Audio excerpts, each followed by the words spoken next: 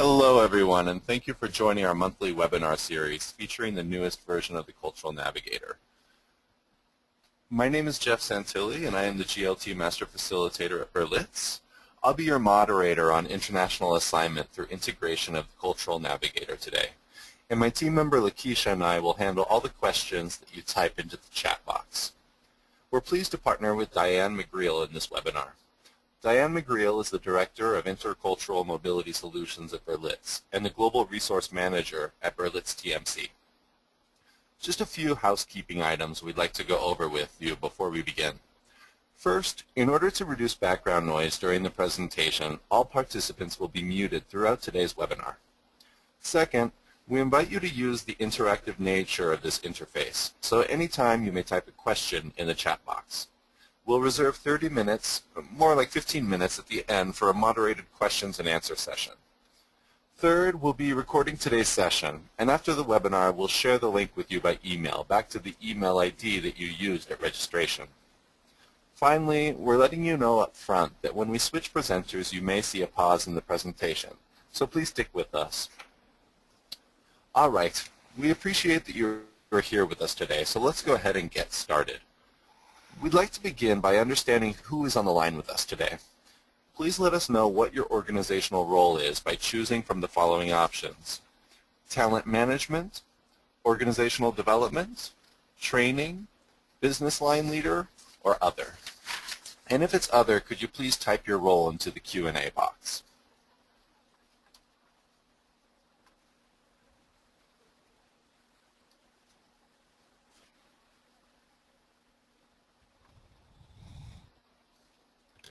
All right.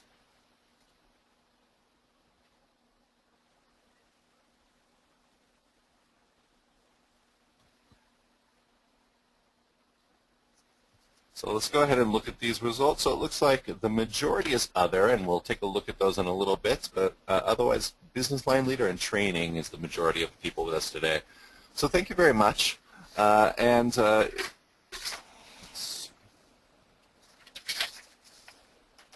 Diane, I'm going to hand it over to you at this point, so thank you very much, Diane. All right. Thanks, Jeff. It's my pleasure to be with you all today. Thanks for taking some time to join this. And I'm happy to be sharing with you the new International Assignment Learning Paths. Within mobility, we've seen many changes: the types of international assignments offered, the profiles of the expats themselves, and the drivers for offering and accepting assignments have changed. For many years, sending an employee abroad was about filling a business need, very targeted and usually requiring a business skill that did not exist in the local office. Moves were driven by the head office, and transferring technology, getting the job done on time and on budget were the objectives. Today, we see more options for the types of international assignments. While long-term assignments are still the most popular, short-term commuter assignments and frequent business travelers are much more common. The profiles of expats themselves have also changed, and they're more experienced, more global, and used to working in multicultural environments. Regardless of the type of assignment or the experience of the expat, the need to have access to information and tools that can support their international business acumen and help prepare the family for living abroad was what we had in mind when we developed the International Assignment Learning Path. Today, we're going to examine this newly introduced learning path.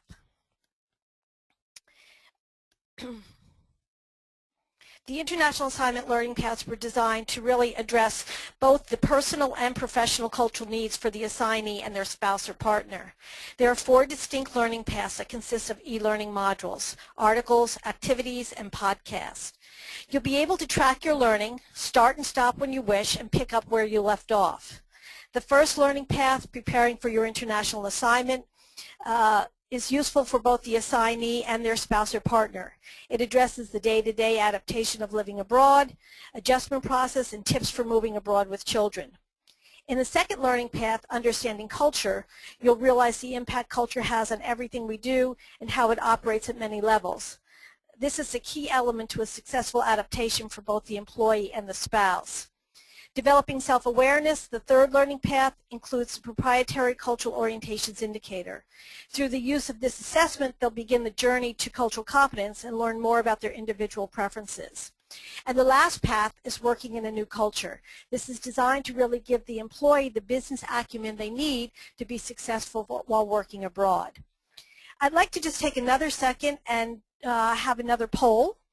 So before we take a deeper dive into the learning paths, I'd like to ask you all, what type of cross-cultural preparation is your organization providing for your assignees now? Online only, face-to-face only, a blended solution of both, none, or other? And again, in other, if you could just type in what the other is, that would be helpful. So online only, 14, face-to-face only, 14, and a blended solution, 64%, and nothing in other. Interesting. And only 7% of you are providing nothing, which is absolutely fantastic, because we know that when it comes to preparing international assignees, cross-cultural training can be really beneficial. We can take a look at some statistics from the Brookfield Global Trend Survey. Let's see how you guys fall in with what the rest of the organizations in the survey are doing. 83% of companies provide formal cross-cultural preparation. This is up from the historical average of 80%. And according to all of you, I guess we're at about 93%, because only 7% of you said that you didn't provide anything. 52% of those people provided on some assignments, 31% on all assignments, and 17% said they don't provide it at all.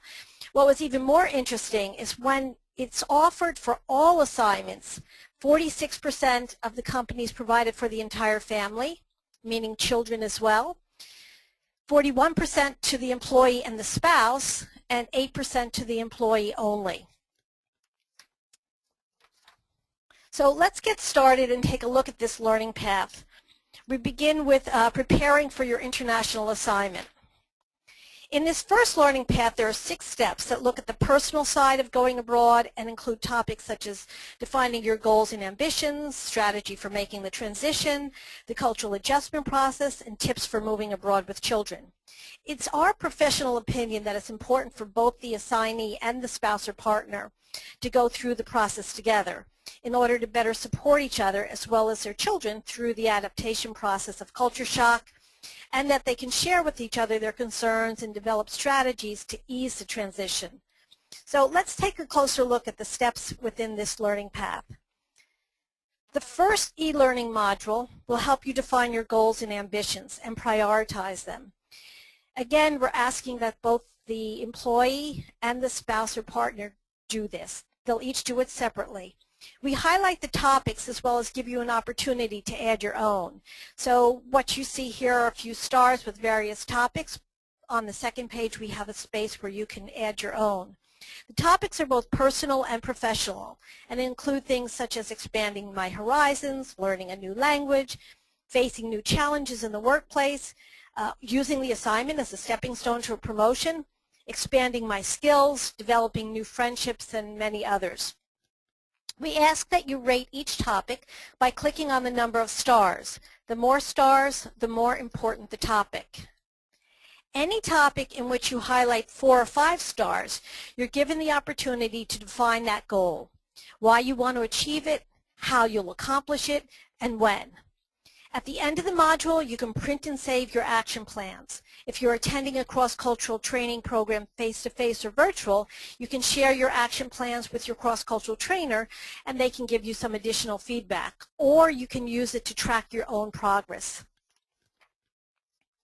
In step 2, we begin the process of learning about the new country by accessing the Cultural Navigator country guides with over 100 countries, of which 57 offer unique TMC research conducted by country subject matter experts on cultural norms and management customs. Each country homepage offers an interactive map powered by Google and information on the current time, weather, and the capital city. Information in the country guides includes everything from basic facts and travel to more detailed information on business topics such as meetings, hiring, managing, and negotiating. We suggest you review the country information to help you prepare you with general information about the country and the people, as well as useful tips on social and business etiquette. along with more detailed information useful to the employee about working abroad. Once you've learned about the new culture or the new country a bit, we move to step number 3.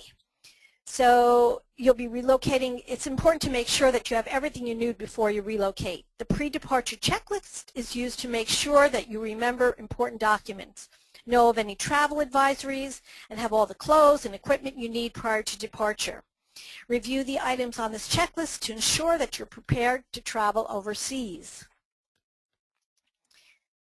Relocating to another country can be stressful for the whole family as well as for the employee. In making the transition, this e-learning module will help you identify areas of concern that may lead to stress and negatively impact your adaptation to the new country. And we provide tips and suggestions on how to overcome these obstacles.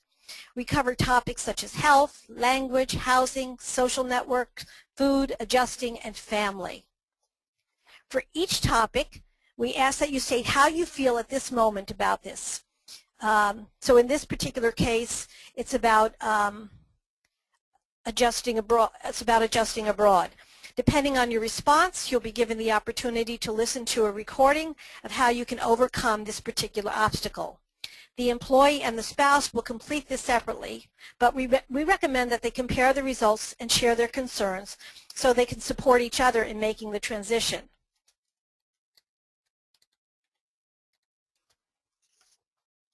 In step 5, the cross-cultural adjustment process, you'll hear from our experts who have trained hundreds of international assignees on understanding culture shock. Whether relocating for the first time or the 5th time, the process of adjustment to a new country is a challenging one. Unlike a move within your own country, you'll be adjusting to a more complex set of changes, all simultaneously. A new home, new neighborhood, new city, new country, new language, new job, and a whole new culture. This important step can help you formulate strategies for successfully managing your transition and your family's transition to the new culture. Last but perhaps most important in preparing for your international assignment is thinking about your children and the challenges they'll also face. Moving abroad can be an enormous challenge for anyone, but for those with children, the level of difficulty and the number of things to take into consideration is increasingly enormous. This article gives you tips on making the trip easier for the youngest member of your family. This is the last step in the learning path number 1, in preparing for your international assignment. All of the steps in this learning path are useful for both the assignee and their spouse or partner. It gives them both an opportunity to share their concerns and develop a plan and strategies for overcoming them. So with that in mind, we'd like to ask another question. Question number 3, a poll. Of the following reasons for a failed international assignment, which reason has consistently shown up on almost every survey in one of the top 3 reasons for failure? Job dissatisfaction, inability to adapt, family concerns, and career concerns, or other.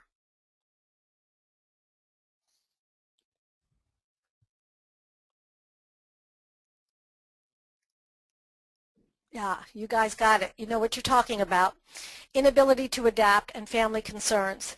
In survey after survey, and I read all of those surveys that come out, we see this over and over again. The inability for the family to adjust and adapt and for family concerns are the main reasons why assignments fail. So it's important for us to consider including the employee and the spouse or partner, or in many cases the children, when it comes to cross-cultural training.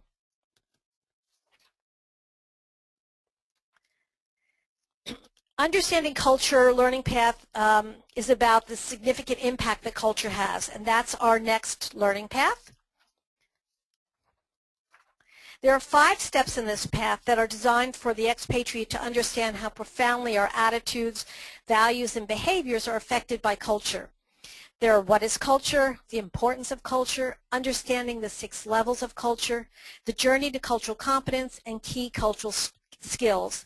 These steps introduce a framework for understanding how culture operates. So let's take a look at step 1. What is culture provides a foundational understanding of culture.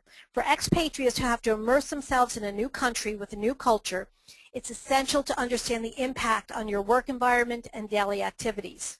Culture is dynamic and changes with time and context. It's learned, and cultural preferences are developed through our experiences and interactions with others. For example, we're not born knowing what forms of greetings that people use are acceptable. Is it more appropriate to shake hands, to kiss on the cheek, or to bow when you meet someone? We learn acceptable behaviors and group norms from our observations and from interactions with others. In this e-learning module, you'll learn the definition and the characteristics of culture. We follow What is Culture with a podcast on the importance of culture in step number 2. As we mentioned earlier, culture can have a significant impact on your work environment, relationships with others, and business success.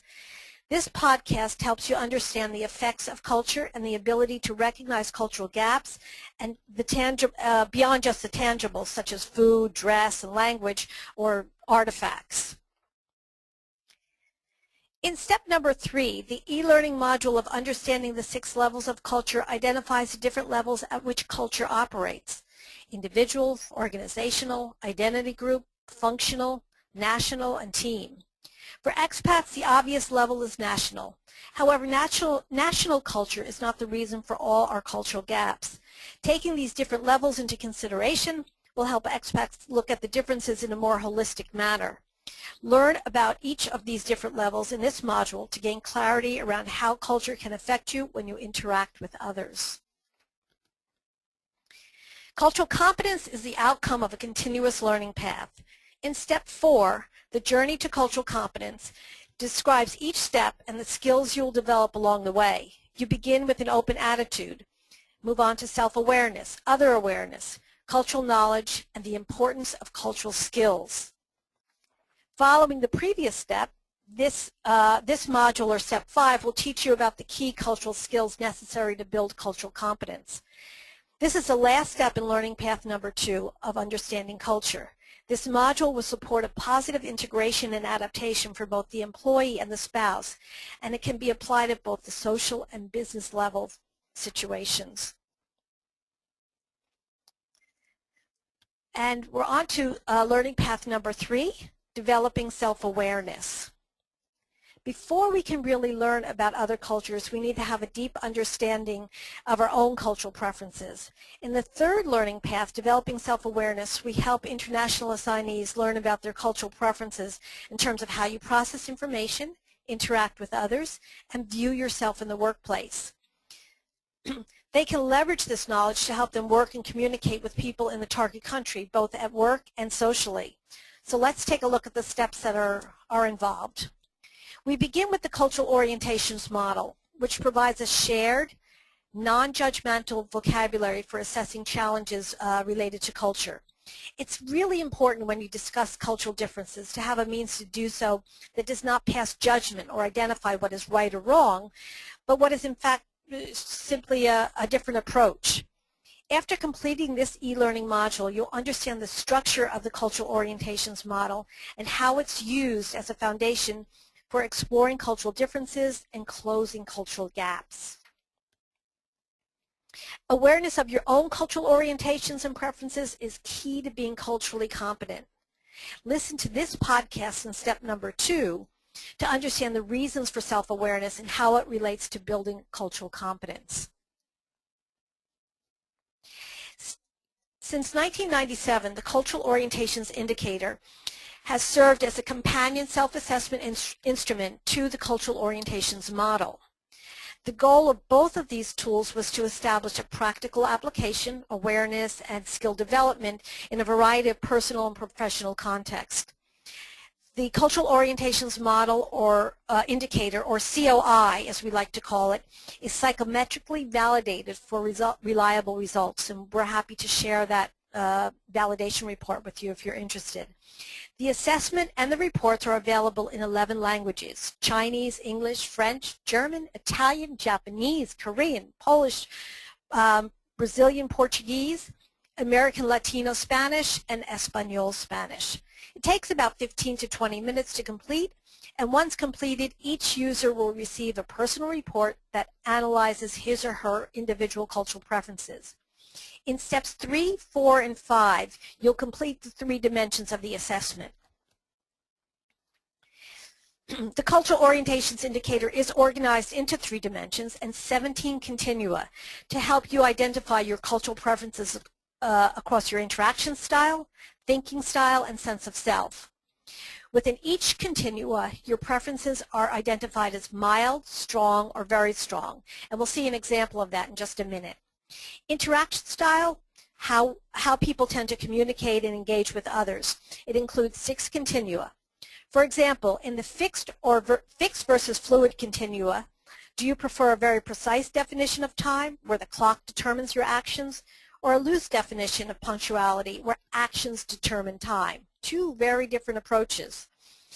In thinking style, that includes 5 continua, and that they identify your preferences on how you tend to process information. Another example would be in the past versus future.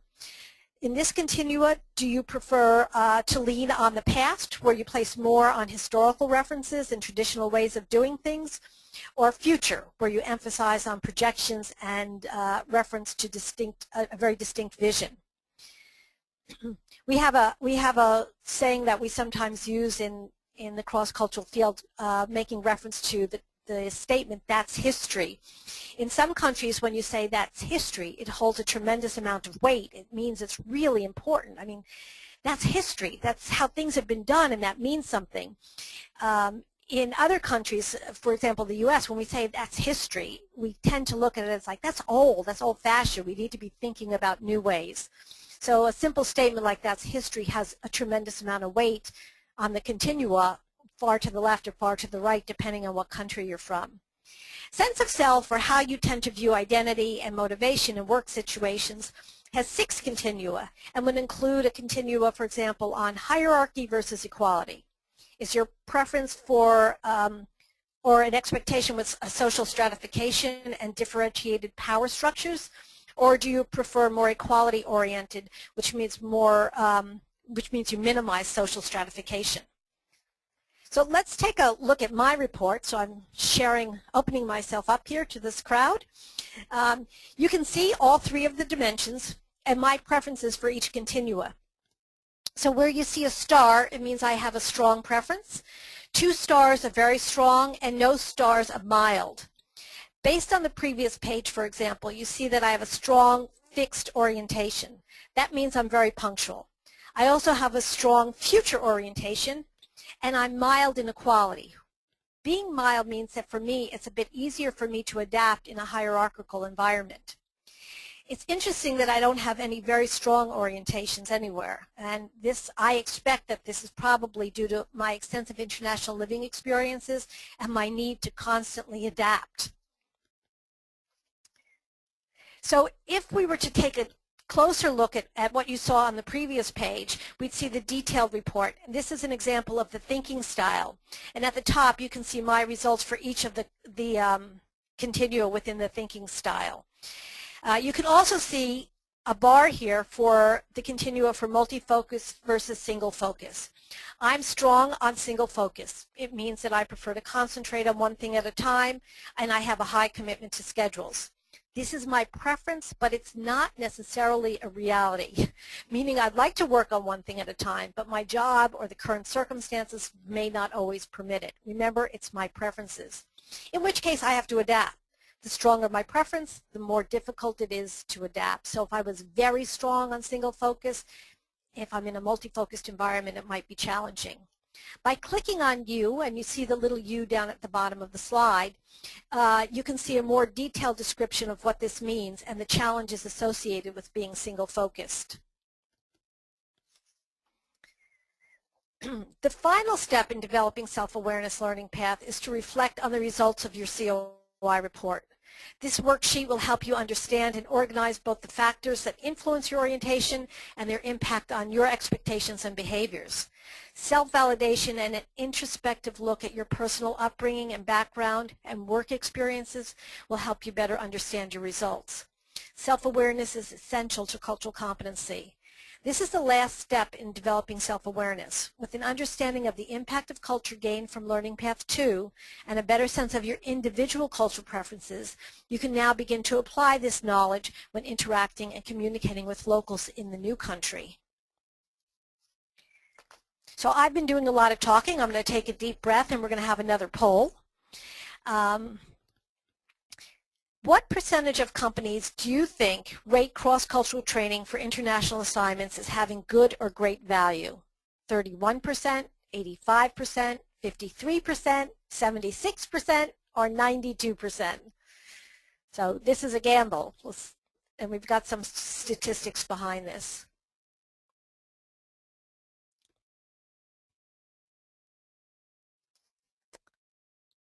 But interesting. I like that 15% of you said it was 92%. The actual answer is 85%, and this is based on the Brookfield Trend Survey in 2013. And that was a jump up from 79% last year. And these are employees that rate this as having good to great value. So the preparation is important. All right, let's move on to the last learning path. Learning path number 4, working in a new culture. It really will focus on the business skills needed by the employee to work successfully while overseas. In our globalized world, more and more businesses are expanding to other countries or trying to reach markets abroad. Expatriates are being sent to more challenging locations. I wonder if you all are seeing that. I know in our end of the business we're seeing more and more cross-cultural programs taking place in more remote locations. So this means that global acumen and cultural competency are more important than ever. This learning path will guide the assignee to understand the context of their new role in the host country, how it relates to the home office, how mentoring can help them achieve their goals more easily. Through the cultural orientations indicator gap analysis, you'll identify cultural gaps between you and the target country and the skills that you need to close those gaps. So let's examine these 4 steps. One of the main reasons for poor expatriate performance is conflicting expectations between the home and the host office. In this e-learning module, Defining Your New Work Context, you identify the objectives of your international assignment from both perspectives, the home office and the host office. We begin with building an organizational chart where you'll be able to identify your subordinates and bosses in both the home and host office. This will give you a visual link to the home office and see where you fit in. You know, you have to understand, are you still being tied to the home office, or are you on your own in the host office? It'll help you identify if there are any missing links between the 2 countries and the offices that you need to consider. Once you complete the org chart, you'll have the opportunity to identify any gaps that may exist between the home and host office regarding your goals and your objectives while on assignment. Sometimes what the home office wants and what the host office wants are not quite the same, and the assignee is sort of stuck in the middle. At the end of the module, you'll have a working document that can guide you through a discussion between both parties so as to clarify any discrepancies and close the gaps that might exist. Success abroad can be a determining factor for assignees, their future career. And having a shared set of goals and objectives between all parties is important for their career. When you relocate to a new country, a local mentor can really provide the much needed guidance for a successful integration into the new office. In Module 2, Developing a Local Business Mentor, this includes some interactive features about what to look for in a business mentor, how to choose them, how to maintain a healthy and productive relationship, how to be a mentee. This e-learning module will guide you to understanding the role of the mentor and the mentee and what your mentor should help you with and how to find your mentor. You can identify possible candidates and their respective attributes for mentoring you and rules for the engagement. A local or a former expatriate who has experience with the local culture can be a tremendous asset in guiding you in the right direction. Everything from understanding how to get things done, what the local business culture is, that all support you to a more successful integration in the new office. In step number 4, the country gap analysis, we bring you back to the cultural orientations indicator assessment to compare your personal preferences with the norms of the target country. You can either go to your COI report homepage and choose which country or countries you want to compare your preferences to, and then you'll immediately see the gap analysis. It'll indicate the differences in preferences between you and the target country. Or when you've completed your COI and you virtually visit a homepage, so what you see on the screen here behind the little white chart, which are my gaps with China, is the homepage for China. And over on the right, you'll see just barely the cultural orientations wheel, and you can see the side where it says I have 11 cultural gaps with China. So you can also access it through the country homepage as well. As you can see on my summary report, I have a lot of gaps with China. So for example, if I were to click on fixed versus fluid, which you see under my interaction style, it would give me a debrief on what the preferences are in China versus my individual preferences. As an assignee or a frequent business traveler or a commuter, closing these gaps as quickly as possible are essential for my success. For example, here I may find that when I'm working in China, it's challenging when it comes to managing time due to my strong fixed time orientation and China's much more fluid time orientation. So as I look more closely at the challenges, one approach might be for me to build some flexibility when I'm scheduling timelines with my Chinese counterparts. As I come to learn to appreciate the differences in our business approaches at work and ways to keep both the home and host office moving towards the same objectives, I'll be challenged, but through understanding and cultural competence, I can be successful. And in the last module, we give you an opportunity to test your knowledge in a number of different scenarios that highlight cultural challenges. After reviewing the situation, you're given certain choices to select from, and once you submit a response, you'll be told if that's the best answer and why it is or is not.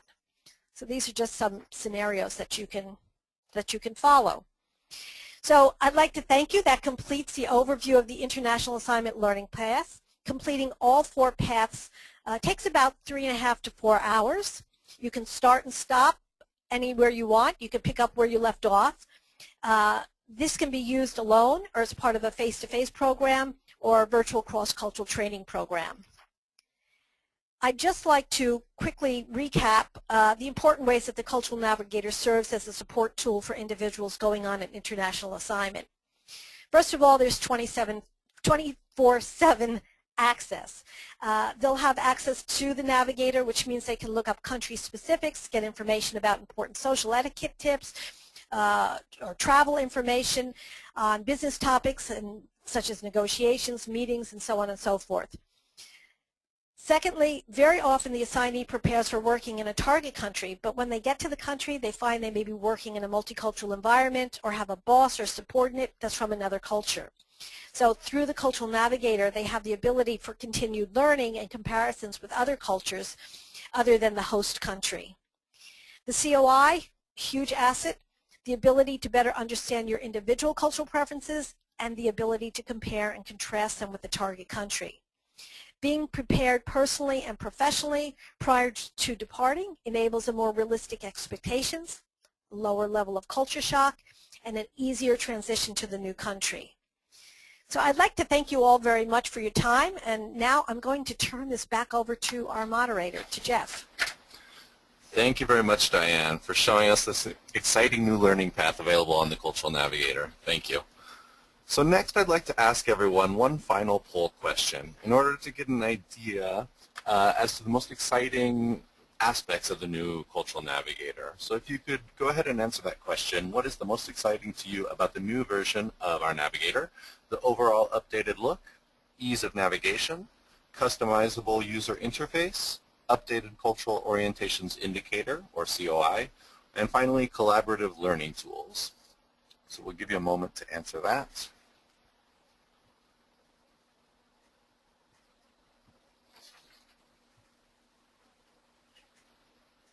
All right, wow.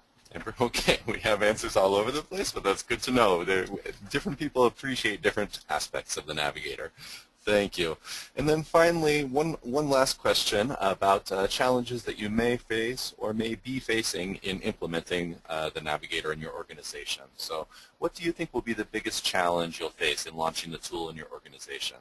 Having marketing materials to support the organization, getting the message out to your organization, driving usage of the Cultural Navigator, answering questions about the web tool, or other. And once again, if your answer is other, if you could just put your answer in the question box, that would be great.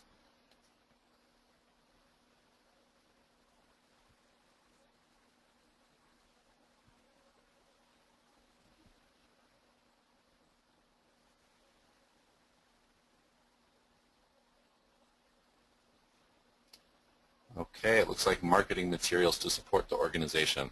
And once again, I do recommend not only for you to attend these webinars, but to invite your colleagues to attend these webinars as well to get some extra information as to how the Cultural Navigator can be really valuable for your organization and, more importantly, the end users. So thank you very much for that. Finally, I'd like to summarize the power of the Cultural Navigator by referring to the 4 key pillars upon which we built the Cultural Navigator. First of all, it's personalized to each user. They can maximize their time on the Cultural Navigator with targeted learning paths and topic areas, keeping them focused on what they need to accomplish. The collaborative learning is built into the tool, so users can follow and connect with broader networks to engage in deeper learning. Learning online is relevant to each client at the organizational level, with customization options and unique features available on a mass level. And finally, the Cultural Navigator is representative of all of our product offerings, from learning a new language to international assignments, as you can see, to multicultural teaming, and finally, global leadership. The Cultural Navigator also provides an excellent platform for pre- and post-session extended learning. I'd also like to invite you to join us for another webinar in this series, which we hold monthly. As you can see, our next webinar featuring Lynn Tarter will be held on Tuesday, May 20th. And we'll share this listing of upcoming webinars with you via email along with this recorded webinar. At this point, we'd like to thank you for joining us. We hope that this webinar has been valuable to you